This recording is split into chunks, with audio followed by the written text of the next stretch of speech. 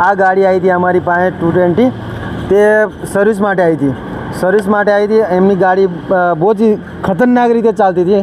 એમની ગાડી બહુ જ અવાજ આવતો હતો ગાડીમાંથી, અને અમે બનાવીને એમને રેડી કરી આપી. આજે 4-5 દિવસ થયા ભાઈ ગાડી મૂકી ગયા હતા અમારી પાસે, એટલે એમને પૂછશું, એમને આટો વાટો માર્યો અને ગાડી એમને પૂછશું આપણે કે કેવી ગાડી બની ભાઈ તમારી. એક નંબર ગાડી બની ગઈ છે, નવી કન્ડિશનમાં બની ગઈ છે અને બહુ હેપી છું.